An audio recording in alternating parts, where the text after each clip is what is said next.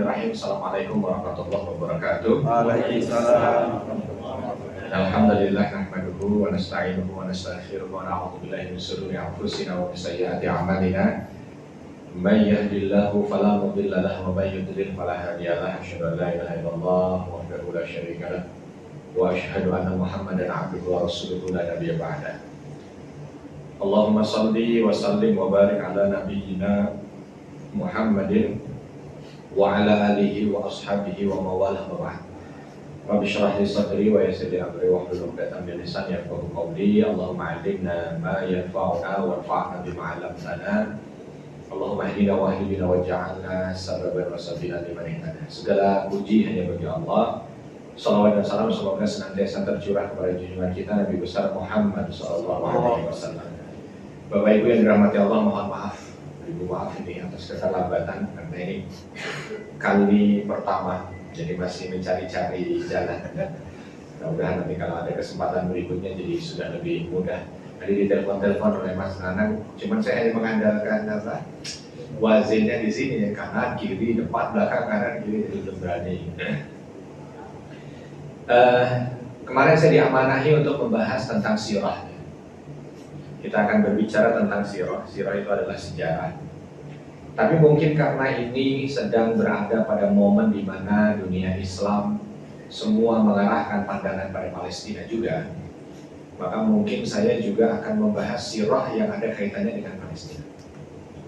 Tentu tidak membahas tentang berita terkini, walaupun di saat tanggal 7 Oktober ada perlawanan dari sahabat kita di Gaza. Kala itu saya dari tanggal 1 sampai tanggal 9 Oktober sedang membawa jamaah untuk ziarah Masjidil Aqsa. Jadi di saat tanggal 7 Oktober jam 9 pagi waktu Palestina, itu jamaah sedang berada di daerah namanya Yafa, kurang lebih 50 km di utara Gaza. Dan memang itu daerah yang menjadi target juga dari sahabat-sahabat kita yang ada di Gaza. Jadi kemarin saya bawa jamaah itu paket lengkap sambil lihat roket. Jadi bukan cuma lihat petilasan para nabi, lihat roket, terus suara sirine terdengar di mana-mana, Iron Dome-nya Israel itu keluar gitu ya. Tapi itulah dia.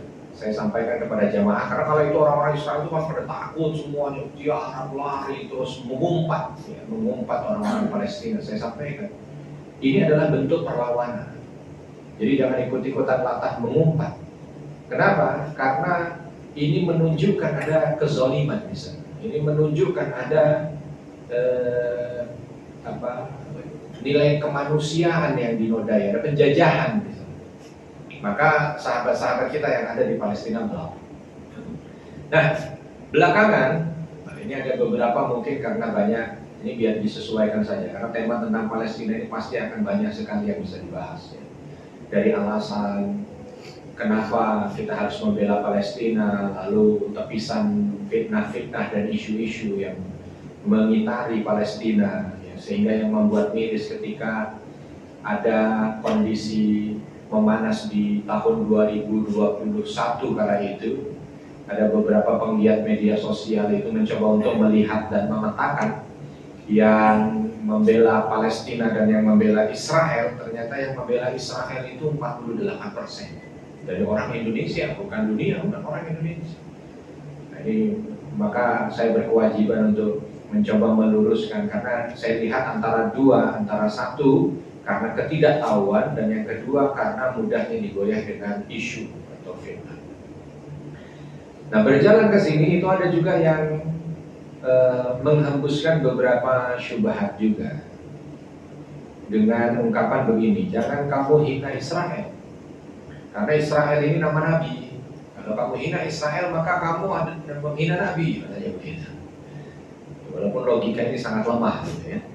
Kalau ada seorang koruptor namanya Muhammad, lalu kita bilang sama KPK, jangan kamu tangkap itu, dia Muhammad, kalau nangkap dia sama dengan menangkap Nabi. Jadi logikanya lemah, nggak masuk. Hanya karena satu nama terus tiba-tiba langsung dikaitkan gitu. Tapi ada itu di tengah masyarakat. Lalu ada yang mengatakan, jangan injak-injak benderanya Israel, karena itu lambang seorang Nabi.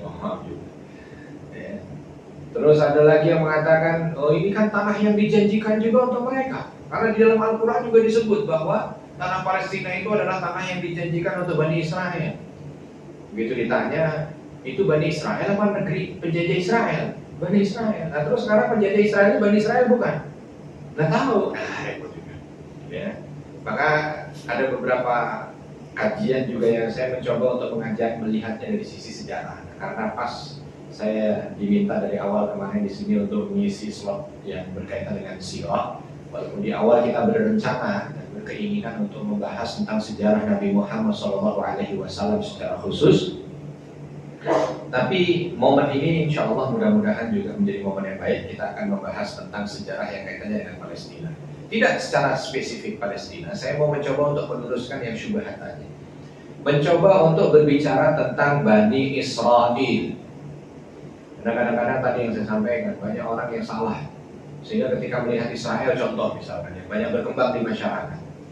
Oh memang orang Israel ini adalah bangsa yang Allah kasih kelebihan kecerdasan. Gitu kan?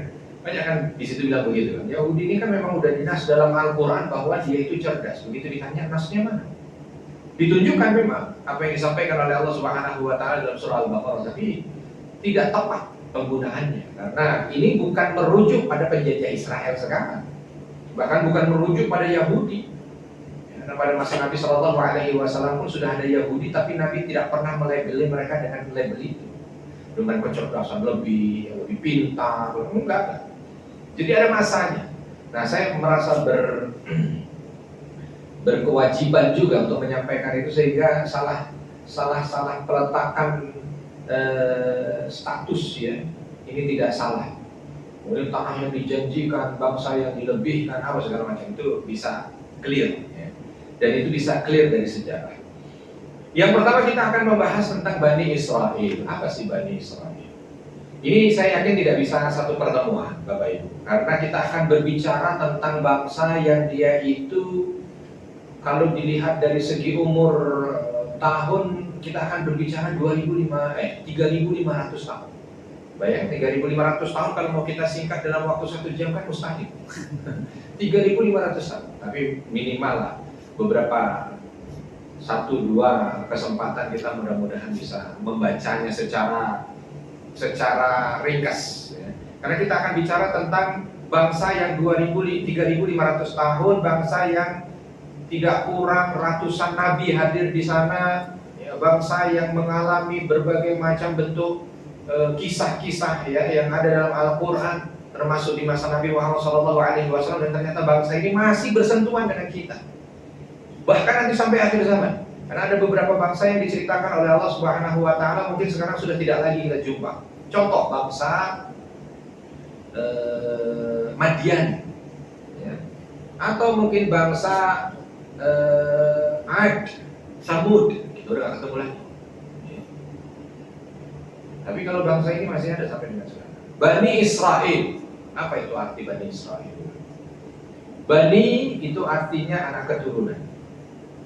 Israel nama orang. Ya, kalau misalkan contoh Bani Ahmad berarti anak keturunan Ahmad. Bani Qasim anak keturunan Qasim. Bani Tamim anak keturunan Tamim. Ya. Bani Adam itu anak keturunan Nabi Adam. Ya. Nah ini Bani Israel. Bani Israel anak keturunan Israel. Ada seorang namanya Israel. Israel ini istimewa. Karena beliau adalah seorang nabi. Ya, keistimewaannya beliau adalah seorang nabi. Bapaknya nabi, kakek beliau nabi, paman beliau nabi. Ya. Terus ke bawah, anak beliau nabi. Cicit beliau nabi. Istimewa. Dan nama Israel ini adalah nama pemberian dari Allah Subhanahu wa taala. Kenapa? Karena ketika beliau ini lahir, beliau oleh ayahnya tidak diberi nama Israel. Beliau diberi nama Yakub. Nabi siapa berarti ini? Yakub. Yakub alaihissalam anak dari Ishak. Ya. Nabi Yakub ini putra dari Nabi Ishak. Nabi Ishak ini sama dengan bapaknya, Nabi Ibrahim. Lama punya keturunan, lama gak punya keturunan. Punya keturunan udah tua. Nah Nabi Ishak ketika memiliki keturunan itu begitu lahir anaknya kembar. laki-laki semua. Yang pertama dikasih nama Esau, yang kedua dikasih nama Yakub. Esau artinya yang pertama, Yakub yang kedua. Nah gitu, gampang. Orang dulu kasih nama kan begitu. Orang sekarang juga masih ada kan. Anak pertama dikasih nama Eka, anak kedua Dwi, anak ketiga Tri. Nah gitu sama. Ya. Kalau lahir laki-laki kasih nama Putra, lahir perempuan Putri. Lahir bulan Agustus, Agus, sampai ada perkumpulannya. Saking banyaknya orang yang namanya Agus. Begitu ada orang namanya Agus lahir apa? Januari. Ada silsilah berarti. Ya. Jadi begitu. Ada beberapa yang menyampaikan begitu, bahwa Yakub itu karena dia nomor 2. Ada yang mengatakan Yakub di sini artinya memeluk tumit, karena Nabi Yakub ini ketika lahir dia posisinya memeluk tumit. Bapak Ibu dulu waktu lahir megang apa? Masih ingat ya? Jadi dikasih nama begitu. Jadi karena begitu lahir kok megang tumit ya, disebut Yakub. Apalah artinya, tapi yang jelas Nabi Ishak memberi nama anaknya ini Nabi Yakub. Dengan kakaknya Nabi Yakub ini, Esau ini tadi, memang dia kembar, tapi bukan kembar identik. Enggak kembar plek. Yang satu kulit berbulu, yang satu enggak. Yang satu tinggi, yang satu pendek. Yang satu hitam, yang satu terang, jangan hitam. Yang satu gelap, yang satu terang. Nah, gitu. Berbeda-beda. Banyak drama nih, tapi kita nggak membahas ini secara khusus, karena nanti waktunya nggak cukup. Tapi intinya banyak drama, sampai ketika penunjukan bagaimana Nabi Yakub ini menjadi nabi juga ada beberapa kisah dan cerita di sana. Kita fokus pada baninya, anak keturunannya. Jadi ketika Nabi Yakub ini sudah diangkat menjadi nabi, beliau belum menikah. Lalu ketika beliau ini ingin menikah, dia tanya kepada ayahnya, di mana saya bisa mencari istri? Ya. Maka Nabi Yakub kala itu diperintahkan oleh Allah SWT, diperintahkan oleh ayahnya untuk mencari istri di tempat ibunya dulu. Nama istri Nabi Ishak itu namanya Rafiqah. Bahasa orang barat Rebeka. Ya, Rafiqah. Bahasa orang sono Rebeka. Bagus mana? Rafiqah atau Rebeka? Bahasa orang Betawi Rafiqah jadi apa? Tiko. Namanya Rafiqah. Sama ibunya, sama ayahnya diminta untuk pergi ke kampung ibunya. Lalu sama ibunya diminta untuk jumpa dengan keluarganya namanya Laban. Kamu datang aja ke sana, tanya. Ini daerah di Haran, utara Irak. Datanglah Nabi Yakub ke sana, ngomong, ketemu dengan Laban, pamannya, untuk minta dicarikan istri. Ya sudah, kamu tinggal aja di sini. Nah begitu tinggal di situ, beberapa saat tiba-tiba Nabi Yakub ini jatuh cinta dengan anak kedua atau putri kedua dari Laban. Namanya Rahil atau Rahil. Bahasa sononya, baratnya Rachel. Ya. Kalau bahasa orang Arabnya Rahil. Lalu dia ngomong sama pamannya ini, sama Laban, saya pengen nikahi putrimu yang nomor 2 itu, Rahil. Kata ayahnya, kata Laban, ya udah oke, boleh kamu nikahin, tapi syaratnya kamu harus kerja 10 tahun tanpa saya gaji. Ya. Jadi persis kayak Nabi Musa disyaratkan Nabi Syuaib. Ini para nabi itu punya kebiasaan begitu. Jadi kalau bapak-bapak punya putri ada yang datang lamar, boleh juga dibilang begitu. Kamu boleh lamar putri saya kerja 10 tahun. Ya pasti balik badan. Kalau dia ini untuk menunjukkan bagaimana para nabi itu nyeleksi sampai begitu. Intinya Nabi Yakub setuju. Baik, paman. Bismillah. Kerja 10 tahun, begitu 10 tahun selesai, ngadep. Sudah selesai kerja 10 tahun. Sekarang saya mau minta dinikahkan. Lalu Nabi Yakub dinikahkan oleh mamanya Laban. Tapi kaget luar biasa karena ternyata dinikahkan dengan putri pertamanya, kakaknya Rahil. Namanya Laya.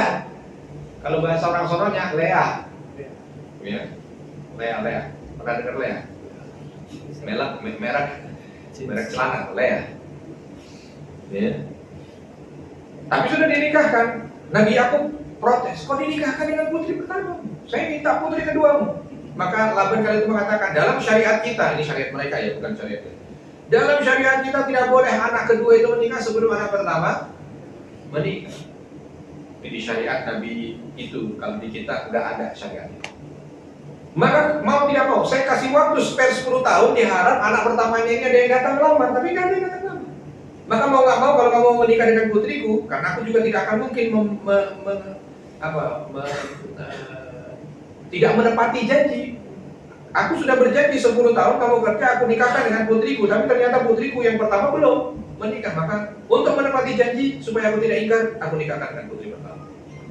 Tapi kata Nabi aku, ini sudah sah pernikahan, nggak mungkin cerai.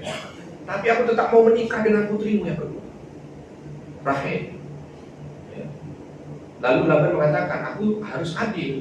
Kalau memang kau tetap ingin menikah dengan putriku yang kedua, untuk menikahi putri yang pertama ini kau harus kerja 10 tahun. Maka tidak mungkin sekarang juga aku nikahkan engkau dengan putri kedua. Jadi kamu kalau mau kerja lagi 10 tahun. Kerja 10 tahun, saking cinta. Jadi bisa kita lihat, karena ini ada urusannya dengan Bani Israel nih. Saya bukan cerita yang penting diceritakan, ini karena agak detail, karena ada urusannya dengan Bani Israel. Akhirnya kerja 10 tahun. Dan betul ketika 10 tahun selesai, datang ke pamannya, aman, gak ada penghalang lagi karena sudah anak nomor 2 kan, langsung dinikahkan oleh Laban dengan putrinya Rahil. Tapi ketika nikah dengan Rahil, kakaknya Rahil, Laya, itu sudah punya 4 anak. Yang pertama namanya Ribaun, orang sana bilang Ruben. Yang kedua namanya Samaun, orang sana Simon. Yang ketiga namanya Lewi, orang sana bilang Levi. Yang keempat namanya Yahuda, ya, orang sana bilang Jewis. Ya, kalau kita bilang Yahuda, ini nanti dari anak keempat inilah ada nama Yahudi, ada keturunannya, ya, biasanya dinisbahkan dengan i di belakangnya, Yahudi. Ya, Yahuda Yahudi anak keturunan Yahuda. Udah punya 4 anak. Rahil belum punya anak. Maka Rahil merasa ini kalau tidak ada upaya, maka dia tidak punya anak. Upaya pada masa itu syariatnya, kalau istri belum punya anak, maka caranya dia supaya bisa punya anak keturunan, dia ambil budak, lalu dia minta supaya suaminya menikah dengan budaknya dia. Kalau nanti budaknya ingin melahirkan anak, maka anak itu adalah anaknya dia. Maka kali itu Rahil cari budak yang paling cantik, lalu minta suaminya untuk nikahi dia. Begitu dinikahi, budak ini namanya Balha. Begitu dinikahi, lahir dari Balha seorang laki-laki, anak laki-laki. Kakaknya Rahil, istri pertamanya Nabi Yakub, melihat, oh ini adiknya ngasih suaminya budak, dan ternyata dia punya anak. Oh, saya nggak mau kalah. Akhirnya apa? Cari budak cantik lagi. Diminta suaminya tuh, kamu nikahi dia supaya saya juga dapat anak dari dia. Budak ini namanya Zalfa. Singkat cerita, Nabi Yakub punya berapa istri? 4, tapi nggak sengaja semuanya. Yang sengaja cuma berapa? 1 yang sengaja. Yang diniatkan mau 1, tapi ternyata dapat 4. Jadi jangan salahkan Nabi Yakub, enggak. Ini bukan kesalahan. Nabi Yakub satu, sampai yang paling dicintai oleh beliau juga yang satu ini menonjol sekali. Nanti kita akan cerita. Berjalan waktu, budaknya ini punya anak semuanya, 1, 2, yang ini 2. Anak Laya tadi punya anak berapa? 4 tambah 4, 8. Rahel belum punya keturunan. Begitu hamil, yang hamil Laya lagi, lahir anak kelima. Laya lagi, akhir anak ke-6. Berarti jumlah anaknya sudah berapa? 10. Ketika anak sudah 10, baru Rahel hamil. Ketika Rahel hamil, melahirkan anak ke-11, berarti ya, dikasih nama Yusuf, yang nanti akan menjadi nabi. Rahel hamil lagi, anak yang ke-12. Begitu lahir dikasih nama Benyamin. Berarti berapa Nabi Yakub punya anak laki-laki? 12 anak laki-laki. Ini yang disebut Bani Israel atau Bani Yakub. Awalnya Bani Yakub. Tapi kenapa kok disebut Bani Israel? Karena Nabi Yakub ini spesial, dikasih nama oleh Allah dengan nama Israel. Jadi nama ini pemberian Allah. Oleh sebab itu, setelah dikasih nama Israel ini, seolah Nabi Yakub nggak mau pakai Yakub lagi, maunya pakai Israel. Walaupun di Al-Quran ketika Allah bercerita tentang Nabi Yakub masih menggunakan Yakub, tapi ketika bicara tentang keturunannya, Allah menggunakan nama yang diberi dengan kalimat Bani Israel, bukan Bani Yakub, Bani Israel. Ada 12 anaknya. Ya. Apa arti Israil? Kok sampai Allah memberikan nama kepada Nabi Yakub dengan nama Israil? Banyak riwayat. Di antara riwayat yang paling sahih di kita adalah Israil, karena orang dulu kan biasa selalu menyematkan dua kata. Apa lalu il, apa lalu il. Il itu artinya Allah. Makanya para nabi juga ada beberapa yang akhirnya il. Ismail, Ishaq-il, harusnya Ishaq-il. Malaikat lebih banyak lagi. Jabra'il, Israfil, Mikail. Yang paling yang nanti insya Allah akan jumpa dengan kita. Israfil.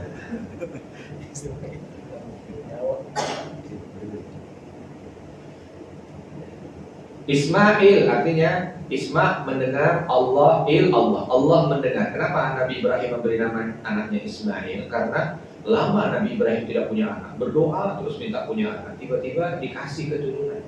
Maka seolah itu doa yang diijabah oleh Allah, doa didengar. Maka ketika anaknya lahir dikasih nama, Allah mendengar. Ismail, Ishaq-il. Sama, Ishak artinya tertawa, Allah tertawa. Karena ketika malaikat Jibril datang memberitahu bahwa Sarah akan mengandung, kala itu usia Nabi Ibrahim sudah 115 tahun, Sarah sudah 100 tahun. Tiba-tiba datang malaikat Jibril bilang katanya kamu akan mengandung. Ketawa, bagaimana mengandung? Ya. Tiba-tiba bersamaan dengan itu juga betul Sarah mengandung. Dan ketika lahir Allah tersenyum, maka dikasih nama Ishaq-il. Dengan kelahirannya Allah tersenyum.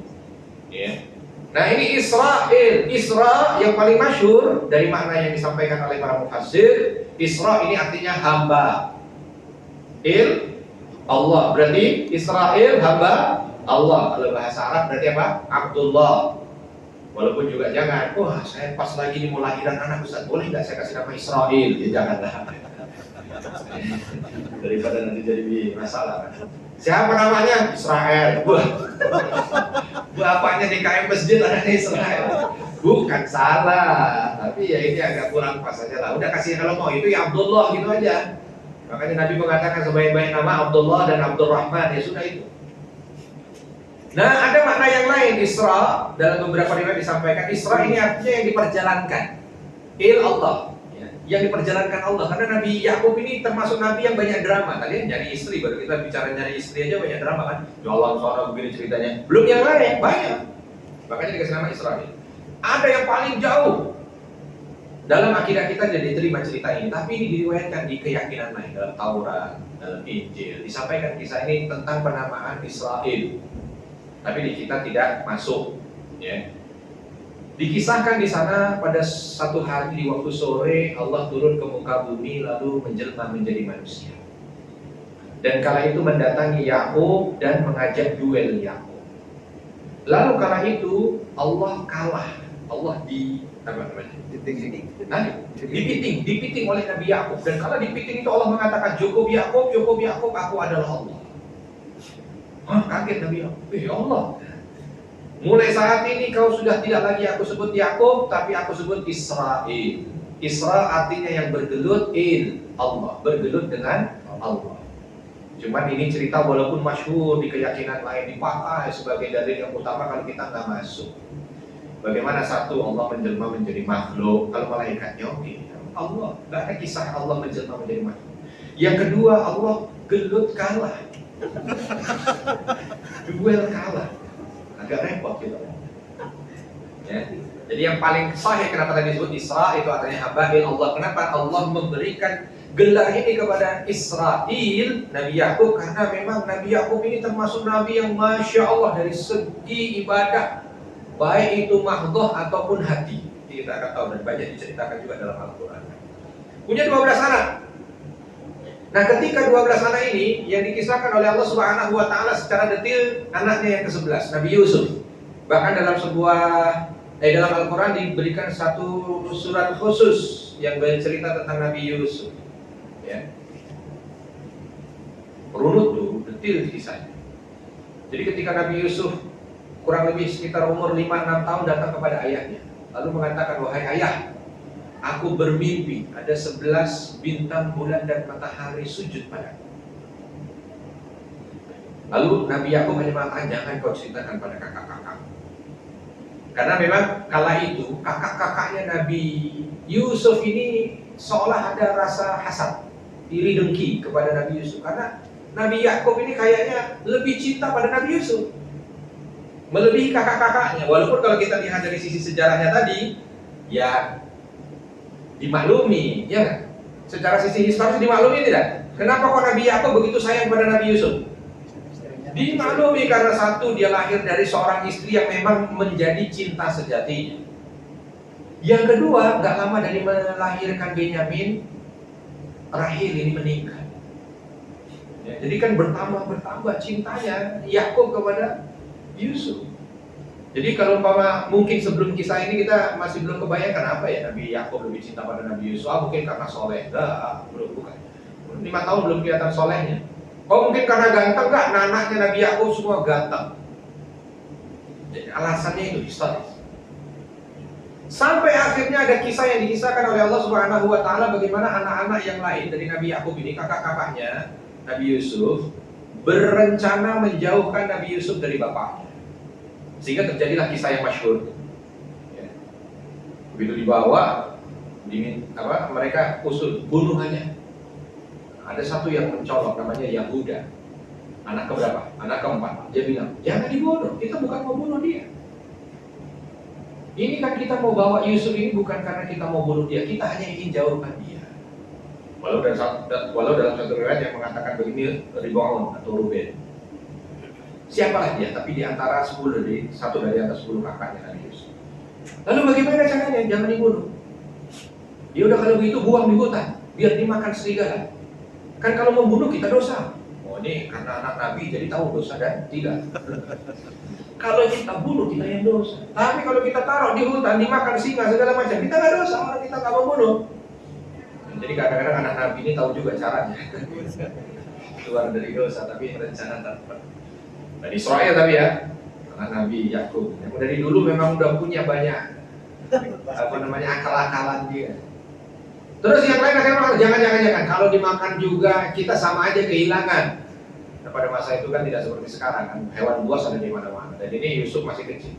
Lalu di antara mereka bilang, kalau begitu gini aja, kamu cari sumur, taruh aja di sumur. Tapi pilih sumur yang bukan sembarang sumur yang bukan tempat singa datang, sumur bukan tempat macan datang, sumur tempat para pedagang lewat, kafilah dagang lewat. Jadi kalau adik kita masukin sumur itu, lalu ditemu kafilah dagang, dibawa pergi, satu, dia tetap selamat, artinya dia nggak mati. Yang kedua, niat kita untuk menjauhkan dia dari bapak kita juga terlaksana. Ya, kadang-kadang begitu. Itu udah baik banget katanya Bani Israel. Belum bunuh luar biasa itu saya nggak bunuh, gitu kan? Bani Israel begitu. Ya. Nah, singkat cerita terjadilah itu disampaikan kepada Nabi Yakub dengan kesedihan yang diceritakan di dalam Al-Quran dengan masyhur. Kita nggak cerita tentang Nabi Yakub, langsung kita cerita Nabi Yusuf. Nabi Yusuf di sana begitu sampai di pasar dibeli oleh gubernur Mesir. Gubernur Mesir karena itu sedang jalan, tiba-tiba dia melihat Nabi Yusuf masih kecil, belum jadi nabi.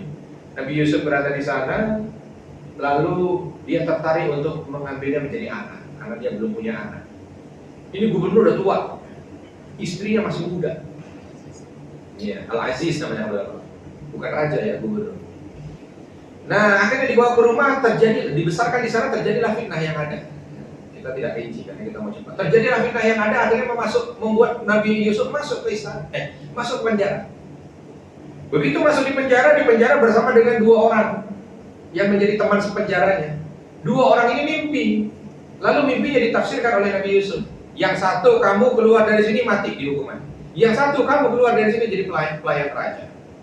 Betul, begitu keluar, yang satu dihukum mati, yang satu dengan segala macam jalan hidupnya, mantan residivis jadi pelayan raja. Begitu sampai jadi pelayan raja, nah ada pertanyaan, siapa Raja Mesir kala itu? Raja Mesir kala itu bukan Firaun. Raja Mesir kala itu namanya dinasti Heksos. Firaun bukan tidak ada dan bukan belum ada. Firaun sudah ada, bahkan sejak zaman Nabi Ibrahim sudah ada Firaun. Sejak zaman kakek buyutnya Nabi Yusuf sudah ada Firaun dan menguasai Mesir. Tapi di masa Nabi Yusuf itu Firaun sedang kalah perang dengan satu dinasti yang datang dari Mesopotamia ini tadi. Siapa? Dinasti Hyksos. Dia datang ke arah Mesir dan mengusir Firaun, sehingga Firaun kala itu kalah perang dan mundur ke arah selatan. Nah, Mesir kala itu dikuasai oleh dinasti Hyksos. Nah, pelayan temannya Nabi Yusuf tadi jadi pelayan Raja Hyksos itu tadi. Tiba-tiba Raja Hyksos ini di dalam sebuah kesempatan dia mimpi yang membuat dia itu gak bisa tenang. Lalu dia panggil semua penasehat-penasehatnya itu. Coba tafsirkan mimpiku. Nggak ada yang bikin dia bisa sah. Pelayannya ini, wah, rajaku lagi mimpi ini. Dan kayaknya nggak ada yang bisa bikin dia yakin dengan tafsirannya. Datang, raja, mohon maaf, mimpi apa? Saya mimpi ada 7 sapi gemuk dimakan 7 sapi kurus. Mimpi ini memang kata orang biasa, tapi menurut saya nggak bisa tidur gara-gara mimpi ini. Tapi penasehat saya panggil suruh memberikan tafsirnya, gak ada yang pas menurut saya. Tiba-tiba pelayannya bilang, Raja, dulu waktu saya di penjara, saya punya teman sepenjara. Kami sesel bertiga. Kami berdua pernah mimpi, lalu kami laporkan kepada seorang namanya Yusuf. Saya minta tafsirin dong mimpi kami. Ditafsirkan. Yang satu ditafsirkan keluar dari penjara dihukum mati, yang satu saya ditafsirkan saya akan menjadi pelayanmu. Kalau yang dihukum mati nggak terlalu susah masuk di akal. Kenapa? Namanya residivis. Mungkin dia keluar bikin masalah lagi langsung aja dihukum mati. Tapi yang saya ini, saya waktu itu juga bingung, kok bisa saya jadi pelayan raja. Tapi ternyata saya sekarang ada di sebelah. Maka kalau kau mau, biar aku tanyakan kepada Yusuf. Walaupun aku juga agak sedikit segan. Kenapa? Karena waktu sebelum aku keluar dia pesan, kamu nanti akan menjadi pelayan raja. Tolong kalau kamu sudah dekat sama raja, sebut nama saya, bahwa ada seorang namanya Yusuf di penjara karena fitnah. Minta keadilan dari raja. Lupa itu. Nah, biasanya kalau sudah di istana banyak lupa. Nah, saya juga bingung ini mau ke sana, tapi lupa, tapi ini perintah raja. Akhirnya jalan lah ini orang. Ketemu Nabi Yusuf. Nabi Yusuf juga orangnya paling sabar. Di antara kisah ini nanti ada beberapa yang membuktikan bagaimana pemaafnya Nabi Yusuf.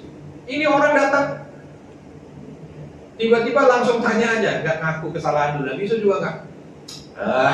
Kemarin lupa. Sekarang minta tolong. Enggak begitu. Ya udah, kamu datang tanya. Saya punya raja. Iya, kan udah ditafsirin memang kamu jadi pelayan raja. Raja mimpi begini. Oh, bilang sama raja, bahwa nanti akan begini dan begini. Begitu? Iya, sampaikan. Oke, begini. Dan Nabi Yusuf gak pakai pesan-pesan lagi. Sampai pada raja ya, saya di sini. Gak udah. Sekali. Kalau besok lagi enggak, udah, daripada nanti kamu lupa lagi, daripada sakit hati 2 kali, udah cukup sekali. Jangan ditafsirin macam-macam ya. Pergilah ini pelayan ke istana. Tiba-tiba begitu disampaikan tafsirannya ini tadi, raja ini di luar dugaan, serak banget dengan tafsiran itu tadi. Oh ini, kalau gitu panggil Yusuf. Biar saya ketemu dengan dia. Panggil Yusuf, duduk di depan. Nabi Yusuf juga nggak bilang apa yang bikin dia penjara. Rajanya yang tanya, Yusuf, aku dengar kau masuk penjara karena fitnah. Nabi Yusuf hanya mengatakan iya. Bagaimana itu terjadi? Diceritakan. Terus raja ini bilang, dan raja ini belum tanya tentang mimpi. Ini menunjukkan bagaimana raja ini pun orang yang sangat bertanggung jawab. Lalu raja ini bilang, baik, bagaimana kalau aku kumpulkan semua orang yang pernah memfitnahmu, biar dibuktikan ulang di pengadilan. Nanti apa hasilnya kita lihat. Kalau ternyata pengadilan mengatakan engkau yang benar, biar engkau yang memberikan hukum. Nabi Yusuf untuk menjaga bahwa betul apa yang diucapkan itu adalah benar, ini fitnah dan sebagainya, Nabi Yusuf mengiyakan, dia baik aja silakan. Itu dimaksud dalam Al-Quran. Lalu dibikinlah persidangan itu, diputuskan dengan berbagai macam cerita yang Allah ceritakan dalam Al-Quran. Diputuskan bahwa Nabi Yusuf tidak bersalah, Nabi Yusuf benar, dan Nabi Yusuf terfitnah. Maka raja kala itu langsung mengatakan, kalau begitu sekarang hukum mereka satu persatu sesuai dengan apa yang kau inginkan Yusuf, karena kau terfitnah. Nabi Yusuf langsung maju. Begitu maju, Nabi Yusuf hanya mengatakan, kalian semua bebas. Makin raja lagi. Ini orang bukan sembarang orang kan? karena ini bebas, dimaafkan. Makin simpati nih raja. Maka begitu datang, barulah menyampaikan, aku mimpi begini. Tafsirkan wahai Yusuf. Begini tafsirannya raja.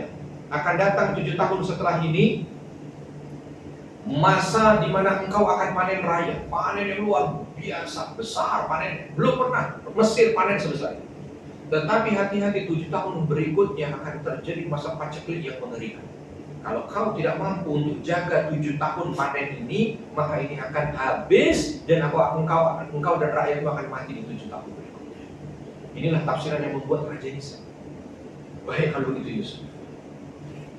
Sekarang, karena kau sudah berikan tafsiran itu, maka aku tawarkan kau untuk menjadi anggota kabinet.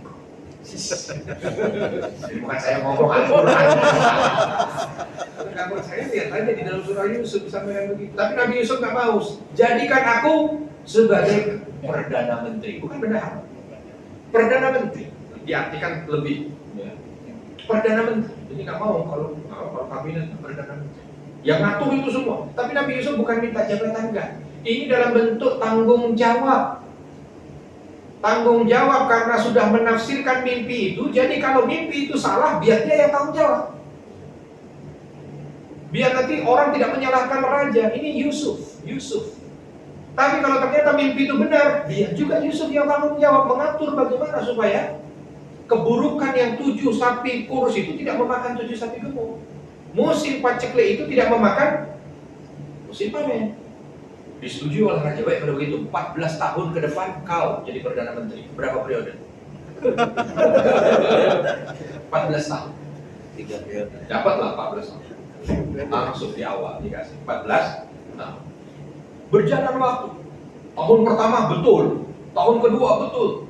Dan kala itu Nabi Yusuf tidak memperbolehkan rakyat Mesir untuk memakai semua hasil panennya 100%. Enggak, dikeluarkan undang-undang, 1/3 boleh dipakai, 2/3 ditabung. Masukkan ke negara untuk kalian nanti. Ya, semuanya ngikut. Nah, begitu masuk tahun ke-7, semua ingin membuktikan tahun ke-8. Benar nggak nih paceklik? Begitu masuk tahun ke-8, ternyata paceklik. Nama Yusuf melejit. Ternyata benar. Masuk tahun ke-9, ternyata benar. Tapi rakyat Mesir aman. Nggak ada kesulitan. Masuk tahun ke-9, nah masuk tahun ke-10 baru perahara terjadi. Bukan di Mesir perahara terjadinya, di sekitaran Mesir, Afrika Selatan, Afrika Barat, Syam termasuknya, semuanya pacekliknya udah terlalu panjang, 3-4 tahun berjalan, banyak yang mati. Maka Nabi Yusuf kala itu langsung mengeluarkan, nanti ditabung dengan setengah memang, 2/3, berarti ada sisa 1/3. Nabi Yusuf mengatakan kepada rakyatnya, ini untuk membantu yang paceklik di sekitar. Maka akhirnya dikeluarkan itu, dibantu. Di antara yang dibantu adalah bumi Syam, tempat ayah dan kakak-kakaknya tinggal. Dan masuk tuh data di situ, penerima bansos. Dapat. Dan Nabi Yusuf memang udah sengaja pengen itu, gimana caranya bisa bertemu lagi dengan keluarganya. Oh itulah. Dah kirim undangan ke sana, datang betul. Dari Palestina datang ke Mesir. Udah dicek kedatangannya, langsung Nabi Yusuf lihat, dan mereka kan tidak tahu kalau itu adalah Yusuf, adiknya dulu yang pernah dibuang. Datang. Oh ini orang tak cuma 10. Dan Nabi Yusuf pengen banget ketemu dengan Benyamin. Dan kalian itu belum tahu mana Benyamin, nggak tahu. Mana Benyamin ya dari 10 ini. Oke. Nah, akhirnya Nabi Yusuf panggil mereka. Kalian datang dari mana? Kami datang dari Palestina. Nampak kalian ini begitu baik akhlaknya. Oh gitu kan kata Nabi Yusuf memuji mereka. Kata mereka, wajar karena kami anak Nabi. Oh betul. Anak Nabi lain. Ayahmu punya anak 10? Oh enggak. Ayah kami ada 11. Berarti Nabi Yusuf berarti aku. Sebutnya 11. Terus ini saya kisah bukan kadang-kadang, jadi ulang lagi lah dibaca di surah Yusuf itu. Begitu bunyi. Terus kata Nabi Yusuf, yang satu lagi mana? Oh satu lagi adik kami, nggak boleh. Oleh ayah kami untuk kami bawa. Berarti dia Benyamin. Cuma Benyamin nggak dibawa. Begini kata Nabi Yusuf, aku melihat bagaimana engkau punya akhlak yang luar biasa. Ini baru 10, gimana kalau 11? Maka tolong sampaikan pada ayahku, datanglah kalian 11-11-nya ke sini dan aku kasih bonus. Nih, bansos bisa diambil lagi. Bansosnya bukan sebenarnya bansos ya, karena perjalanan dari Palestina menuju ke Mesir kala itu sebulan perjalanan naik ontak, sebulan. Bukan kayak dari Ben Hill ke Tanah Abang, bukan. Sini mana? Ini apa namanya? Kuningan. Setiabudi, bukan dari Setiabudi ke Tanah Abang, bukan. 1 bulan. Orang naik bisanya sekarang 22 jam. 1 bulan. Tapi karena yang diberikan itu bisa membuat satu keluarga ini hidup 2 tahun, maka begitu pulang, anak-anaknya bilang pada Nabi Yakub, ayah, Mesir dipimpin oleh raja yang begitu bijaksana, arif, dermawan, kita diberikan begitu banyak. Oh, dibaik-baikan. Ayahnya yang mengatakan alhamdulillah. Dan ayah dia mengundang kita lagi untuk bisa mendapatkan bansos gitu gampangnya. Bansos yang sama banyaknya kalau engkau memperbolehkan. Tapi syaratnya kami harus bawa adik kami. Oh, kata Nabi Yakub, enggak kali ini. Ayah udah kehilangan 1. Kalau 1 lagi kehilangan lagi udah habis. Enggak kata ayah, enggak. Tapi ayah, akhirnya Nabi Yakub ngalah juga, ya udah, baiklah kalau begitu. Lalu diingatkan, dikasih tahu Mesir bagus, ya oke kalau gitu. Tapi tolong jaga adikmu. Kalau masuk ke sana masuk dari pintu yang berbeda, hati-hati, saling lihat, saling jaga. Siap, bapak. Berangkat jalan. Begitu sampai di Mesir, Nabi Yusuf juga udah tahu. Begitu masuk, wah, ini Bani Israel udah kedua kan masuk ke istana kan?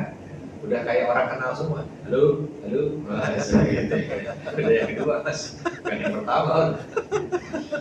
Begitu masuk Nabi Yusuf ya tuh, udah hafal yang 10 kemarin ya, 1 ini yang lain nih. Nabi Yusuf diam-diam deketi Benyamin, lalu sampaikan pada Benyamin kan, tahu nama saya? Aku Yusuf kakak. Tapi nggak ketahuan mana 10, yang 10 masih sibuk ngantri untuk bisa dapat sembah. Aku sudah menyiapkan satu siasat. Engkau akan tinggal di sini, tapi diam, udah biarin supaya tidak curiga, ikut ya. Tapi udah saya, udah tahu lah. Pagi hasil terima, tinggal tersisa kurang lebih 20-an orang di sana. Tiba-tiba alarm berbunyi. Alarmnya bukan bukan, ya, mungkin tayang-tayang segala macam. Tanda darurat.